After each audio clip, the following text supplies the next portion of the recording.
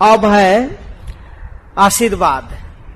तो आशीर्वाद, निगम कल्प तरोर गलितम फलम सुख मुखाद मृत दव संयुतम पिबत भागवतम रसमालयम मुहुरहो रसिका भुवि भाव का।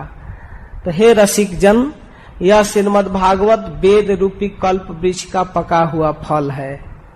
निगम कल्प तरोर, कल्प तरु, निगम माने वेद, गलितम फलम, एकदम परिपक्व फल है। और सुख मुखाद मृत दव संयुतम, ये सुखदेव रूप तोते के मुख से संबंध हो गया है।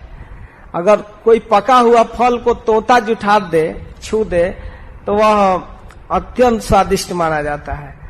तो पका हुआ फल है, यह परमानंद सुधा से परिपूर्ण हो गया है, यह मूर्तिमान रस है।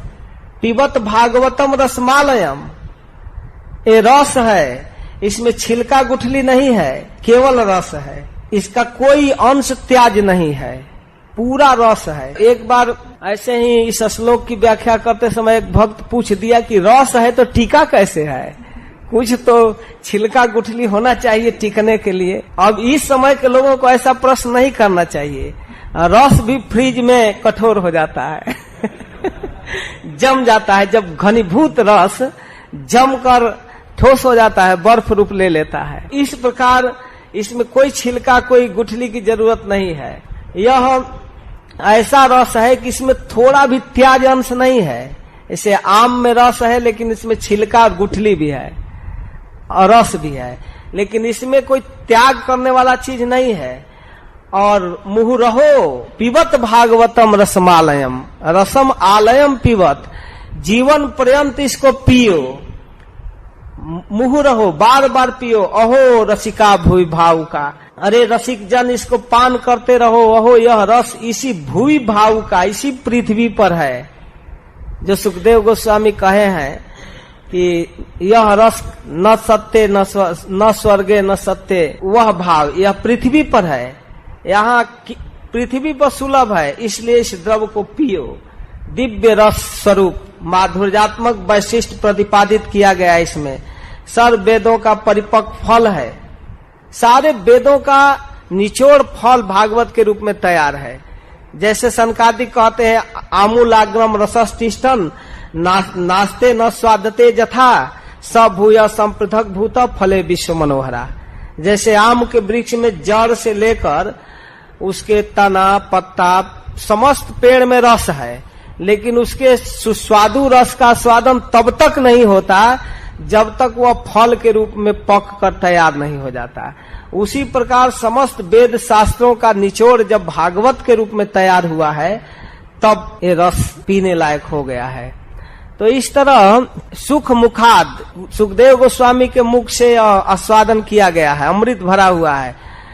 और स्वामी पाद कहते हैं श्रीधर स्वामी कि यह फल अन्य फलों की तरह पृथ्वी पर सीधे टूटकर गिर नहीं गया है। कि मान लीजिए वेद के वृक्ष से टूटा और गिर गया, और गिरने के बाद कभी कभी होता है कि रसमय फल भी टूटकर गिरने से विरूप हो जाता है, उसमें कुछ विकृति आ जाती है, सड़ने लगता है या कुछ बिगड़ जाता है। तो कहते हैं नहीं नहीं, ऐसा नहीं गिरा है, वह सुखदेव गोस्वामी के मुंह से आया और मुख परंपरा से उतरा है।